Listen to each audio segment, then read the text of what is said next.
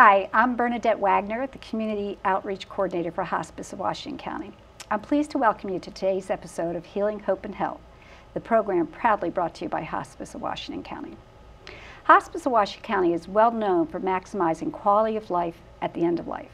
Also promotes quality of life across the entire age spectrum through its Community Life Center initiatives and other programs. Meredith Health System and Hospice of Washington County recently began offering a class called Living Well Chronic Disease Management. It's a 6-week program aimed at improving the quality of life of those with chronic illnesses. This program is taught collaboratively by Dawn Reynolds, the Registrar for Community Health and Wellness at Meredith Health, and also Melissa Fowler, Care Consultant Manager at Hospice of Washington County. It's my pleasure to welcome them to today's program. Dawn has an MBA from Johns Hopkins and has been with Meredith since 2007. And she also works part-time with the Washington County Commission on Aging's Education Program Manager. Melissa, who has a bachelor's in healthcare administration, has been with Hospice Washington County for 2.5 years and has held a number of positions in our marketing department. Welcome. Thanks so much for being here. Thank you. I'm so glad you could join us. So this sounds like a really interesting program, Dawn. Can you tell us a little bit about the program's missions, the goals, and maybe the format? Sure. It's a great program for anyone with any kind of chronic disease. And it's taught by 2 leaders. And it's also very support group oriented. It's instructional, it's sharing problems and feelings. It goes over education on exercise and eating healthy, which you'd expect, but it also covers everything else that goes along with a chronic disease. The depression of it not going away, the dealing with all the different doctors, dealing with your family. Covers it all. That's great. And how long has it been offered through Meredith?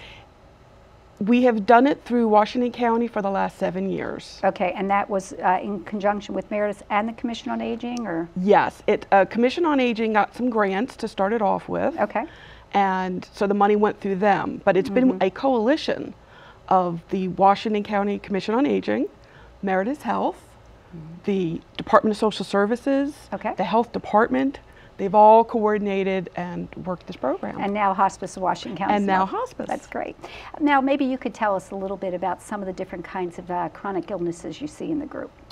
One of the important things we want everybody to keep in mind is, I think a lot of people think of chronic illness as being something that maybe has someone homebound or they can't work. And actually, in the past 3 classes that I've done, all the individuals who have attended have been able to drive themselves to the program, have had jobs, and maintained life at home as well. So we don't want people to think of it as being just the severe chronic illness. Anything from, and I'm not trying to say asthma or allergies are not, you know, as severe as some other things, but, you know, a lot of people don't think of allergies or having high blood pressure as being a chronic disease because they go on with their daily life. And those are the type of people that really benefit from taking this class. Okay, and so do you also work with people who have, does it have a mental health component? Would it be appropriate for people with depression or anxiety, or? Yes, and also it's also important for caregivers of individuals who have chronic illnesses as well.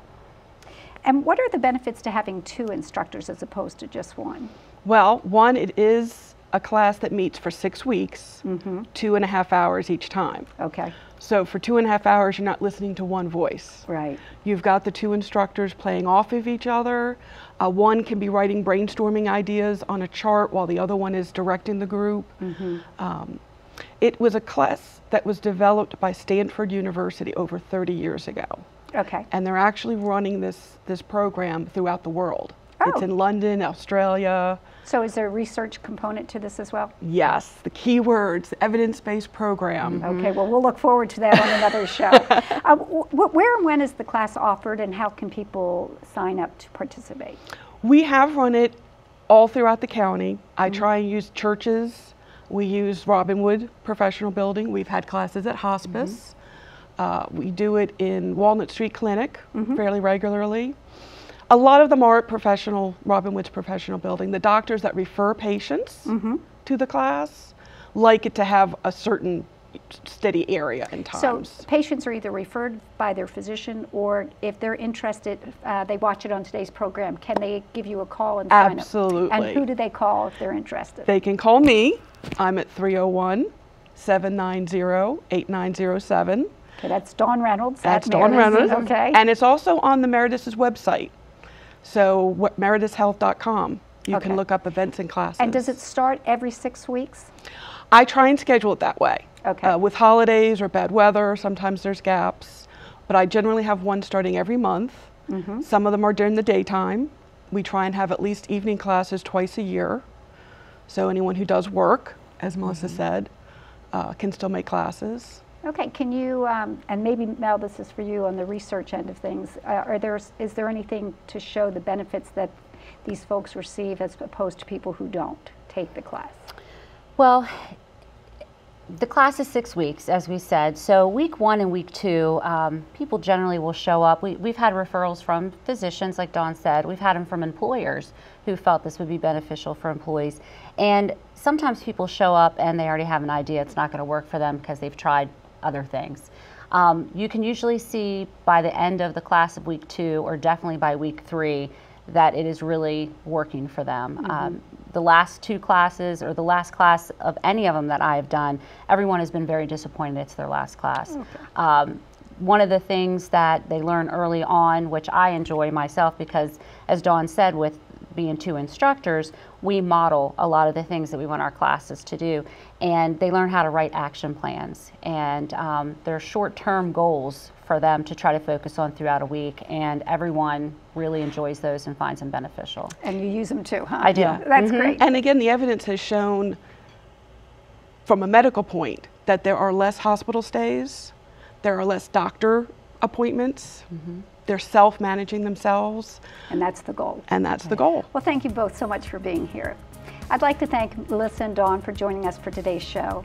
If you or someone you know would benefit from taking part in Living Well Chronic Disease Self-Management, please contact either Dawn Reynolds at Meredith or Melissa Fowler at Hospice of Washington County. Remember, you are your own best health advocate. Stay with us. We'll be right back after this short break. I'm the hometown favorite. I'll outsmart you. I will beat you. I'll be surrounded by fans cheering me on. There's no place like home for fighting cancer. My turf. My time. My team. Expert care, close to home. The John R. Marsh Cancer Center at Meritus Health. Arbors Carson Jewelers has been your community jeweler for over 110 years.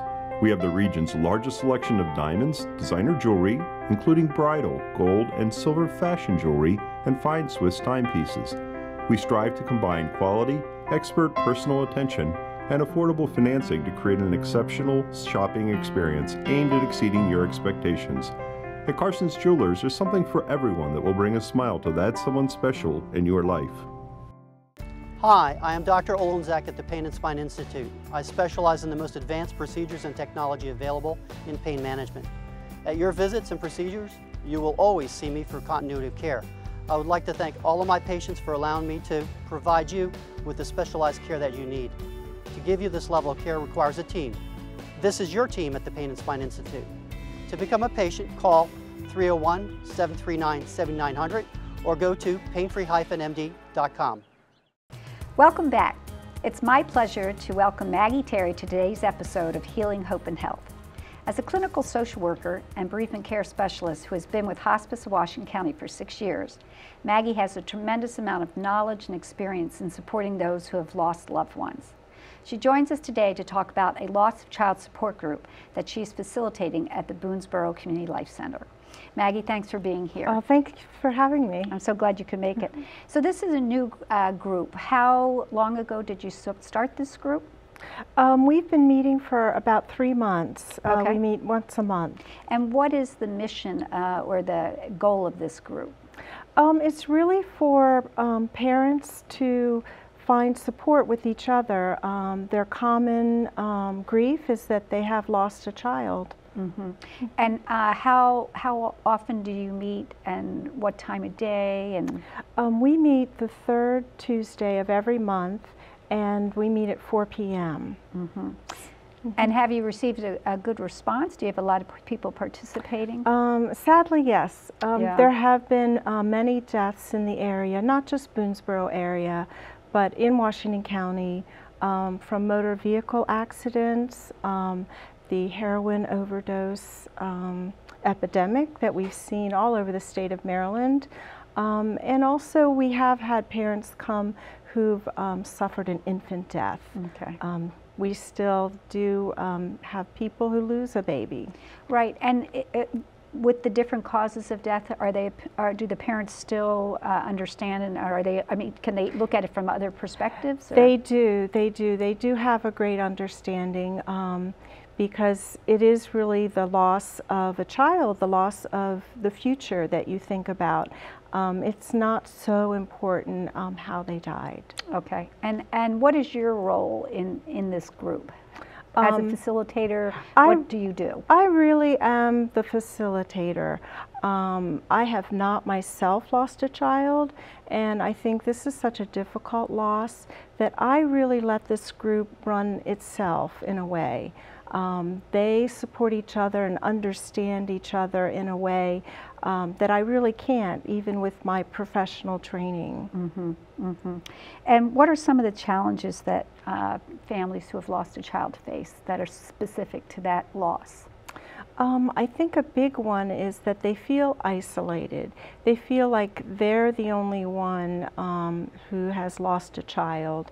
And, you know, it is a lot more rare these days, but they may not know anyone else in their community or in their church who's lost a child, and they think they're the only ones, and that can just compound the grief. So one mission of the group is for them to know they're not alone. Right, and I imagine that's incredibly important. Mm-hmm. I also was wondering, Maggie, is it difficult, do families find it difficult because they don't get to talk about their child anymore? And maybe the support group gives them an opportunity to, of course, grieve, but also to remember the wonderful times with those children. That's true, that's true. You know, friends and family, they're well-meaning, and they might think, oh, you know, we're not going to bring up the name, or we're not going to talk about this child who's died, so we can spare, you know, their feelings. But people need to talk about it, and in the group, if they want to tell the story again of how their child died, they can, even if it's for the, you know, 5th or 6th time. Right, and we had one guest who was saying that for them it was such a loss when people would intentionally not mention their child when she had such a desire to be able to talk about that. Exactly, yeah. That's true. Yeah.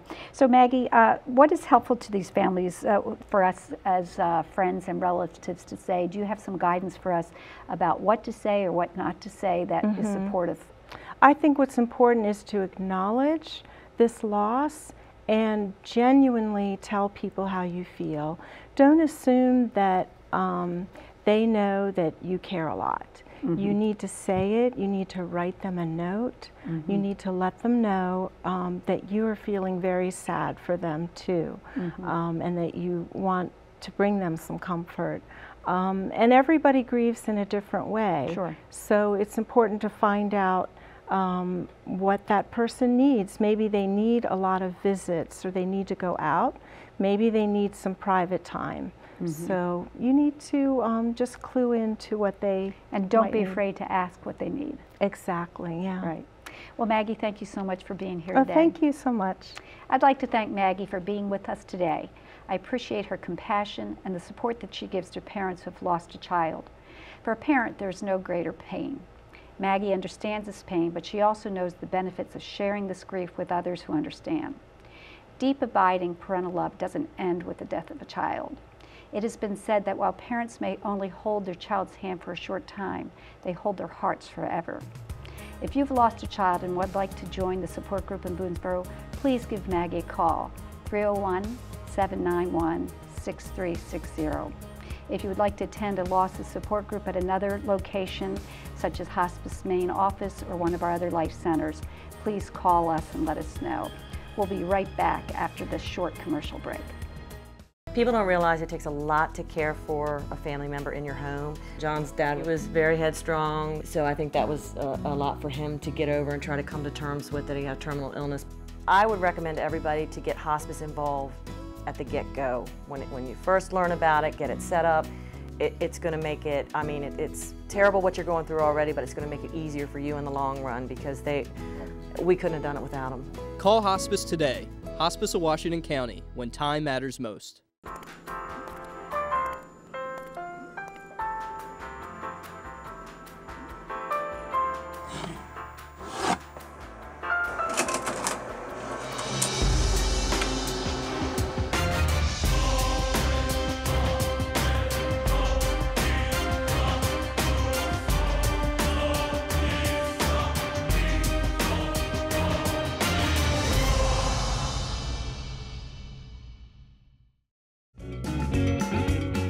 From the smallest item of jewellery to the largest ceramic elephant, every 10,000 Villages handcrafted product makes a remarkable journey. All over the world, our products travel similar paths, over thousands of miles and years of artistic tradition. Our handcrafted gifts represent work that builds villages and sustains souls. They are the dream of a better life made real. Every product is a miracle.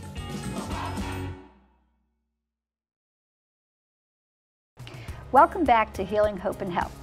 Today I'm pleased to once again introduce Kathy Campbell, Manager of Bereavement Services for Hospice of Washington County. She joins us today to talk about the Hancock Nitwits, an incredible group of talented volunteers who work to enrich the lives of campers attending Camp Hope and Cope. In a joint program between Hospice of Washington County's Community Life Center and the Commission on Aging, the Hancock Nitwits created colorful fleece blankets for every camper. Welcome, Kathy. Thanks for being here. Thanks for having me. So, Kathy, before we talk about the Nitwits, can you share with us a little bit about Camp Hope and Cope, its mission, the number of kids attending, that sort of thing? Sure. Camp Hope and Cope is just an absolutely fantastic experience. This is a special, very unique camp designed for children who are grieving the death of a loved one or having experienced another significant life loss. And it's being able to come together for an overnight experience, being assigned to an adult volunteer or a group of volunteers who can provide comfort and support, go through a day and a half camp with some very therapeutic activities and a whole lot of fun. And so the whole goal was to help them process this grief and also to know that they're not alone, that there are other kids that have the same experience. Absolutely. Some of the children that have experienced this camp and some very unfortunate, horrific stories, we know that pain is pain, and these children no doubt are experiencing a great amount of pain. And to be able to come together and talk about that and have those feelings validated and to normalize their grief is a very important part of that. And for some of these kids, perhaps the first opportunity to really tell their story. Okay. And how many campers do you have and how many volunteers will you have at the camp?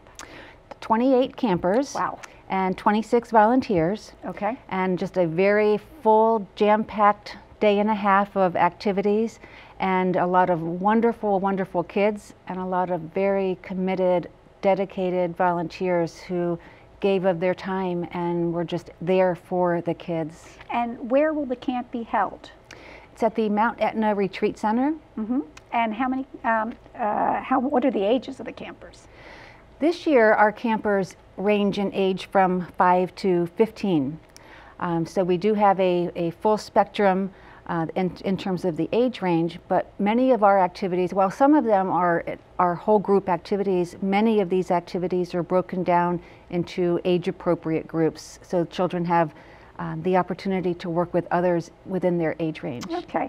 And Kathy, I'm so excited that the Nitwits, a group of volunteers in Hancock who've made these beautiful fleece blankets for the campers, that just creative spirit.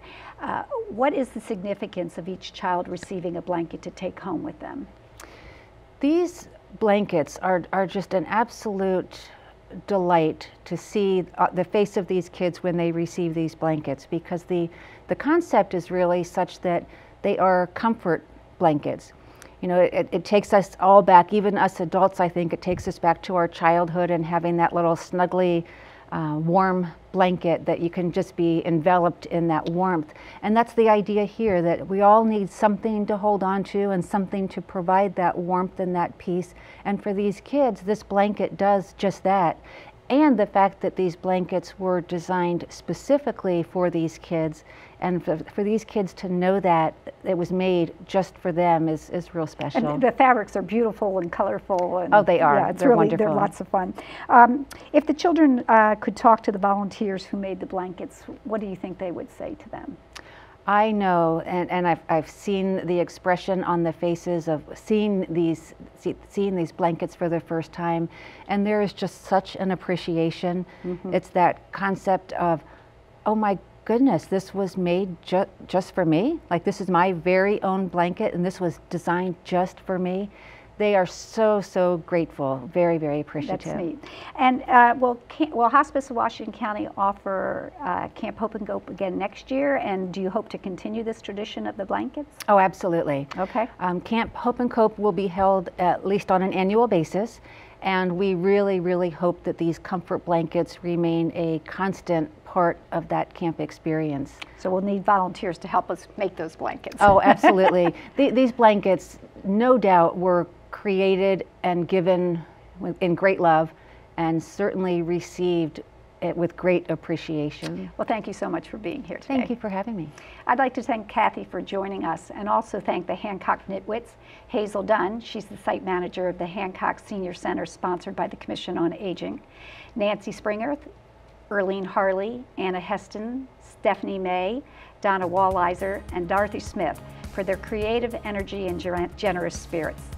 At Camp Hope and Cope, Hospice of Washington County's bereavement staff and volunteers will help the youth process complicated emotions associated with grieving and teach them lifelong coping strategies. The fleece blankets, lovingly made by the Hancock Nitwits, will serve as a tangible reminder of all that they have learned and the support that they definitely have. Stay with us. We'll be right back after this short message. Arbors Carson Jewelers has been your community jeweler for over 110 years. We have the region's largest selection of diamonds, designer jewelry, including bridal, gold, and silver fashion jewelry, and fine Swiss timepieces. We strive to combine quality, expert personal attention, and affordable financing to create an exceptional shopping experience aimed at exceeding your expectations. At Carson's Jewelers, there's something for everyone that will bring a smile to that someone special in your life. I'm the hometown favorite. I'll outsmart you. I will beat you. I'll be surrounded by fans cheering me on. There's no place like home for fighting cancer. My turf. My time. My team. Expert care, close to home. The John R. Marsh Cancer Center at Meritus Health.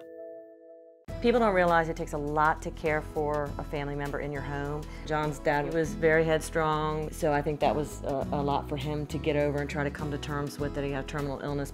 I would recommend to everybody to get hospice involved at the get-go. When you first learn about it, get it set up. It's going to make it, I mean, it's terrible what you're going through already, but it's going to make it easier for you in the long run, because we couldn't have done it without them. Call Hospice today. Hospice of Washington County, when time matters most. Welcome back to Healing, Hope, and Health. Hospice Washington County is a nonprofit that strives to give back to the community in many ways. In addition to its Community Life Center initiative, Hospice of Washington County is proud to be a part of this year's Community Book Drive. The Community Book Drive, jointly sponsored by HARC, the United Way, and Hagerstown Rotary, is a collaborative effort that promotes literacy by collecting and distributing books to children ranging in age from birth through elementary school. Today, Kathy Saxman of the United Way joins us to tell us more about this exciting community-wide program. Welcome, Kathy. Thank you. I'm so glad you could be here. Yeah, thanks for being here. Can you give us a brief history of the book drive in our community and how this program supports literacy? Well, the program started about 3 years ago, I guess, in 2012 as a part of the Day of Caring. The Day of Caring is sponsored by the United Way, And the United Way came together with the Rotary, as you said, and the Hagerstown Area Religious Coalition to do the book drive so that we could get some books for children ages 0 to 11 and distribute them to those areas most in need. So children that are low income, children that attend after-school programs or Head Start programs, things of that nature. So they're disadvantaged. They need to have some support. And so having books in the household is something that helps them to have that advantage so that they have the literature accessible to them and their parents can help them with their reading. And there's been a lot of research that shows that if you, in fact, the American Academy of Pediatricians says, you know, read beginning at birth and you improve the child's success in school and in future life too. Exactly. Preparing children to enter school, getting them ready. It's not just a job for the school system. Our community needs to help prepare the children so that they're ready to read, ready to enter school. Well, I know Hospice is excited to be one of the collections organizations, and we will be hosting collection boxes at our life centers in Hagerstown, Boonsboro, and in Hancock, as well as our main office. But I think you have like 50 other agencies that are offered to collect books. Can you tell us a couple of those so our viewers know where to drop these books off? That's correct, Bernadette. We're so happy to have Hospice as a part of this. There's over 60 different sites. 60, okay. It includes businesses, nonprofits, and churches in the community. 106.9, Meritus Hospital, Health Center, and also United Way, of course. Right. Churches in the community like Otterbein, all coming together, working to make sure that the collection sites are across the county, in so many words.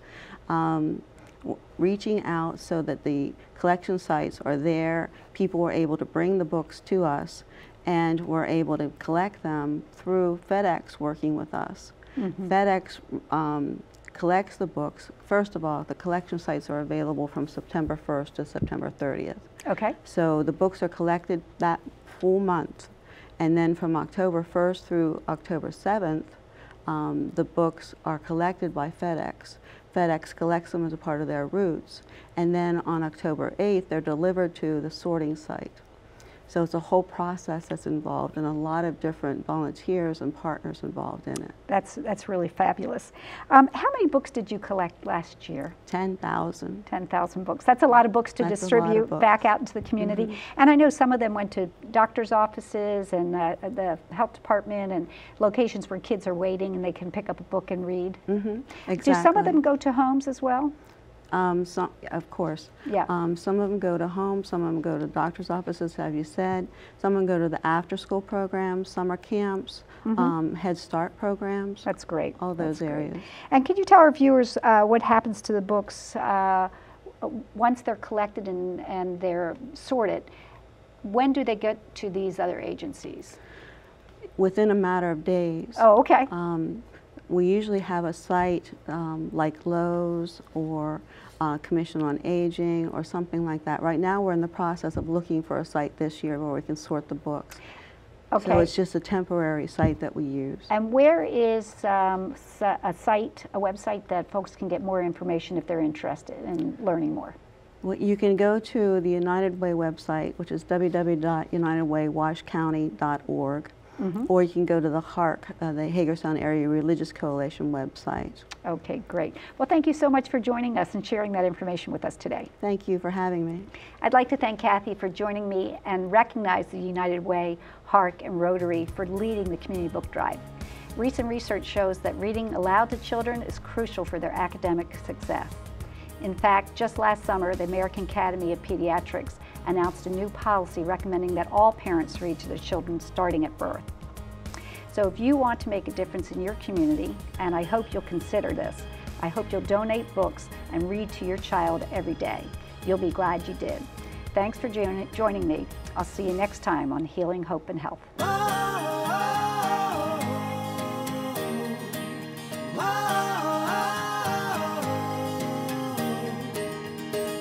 Looking through the lens, I see you smiling there.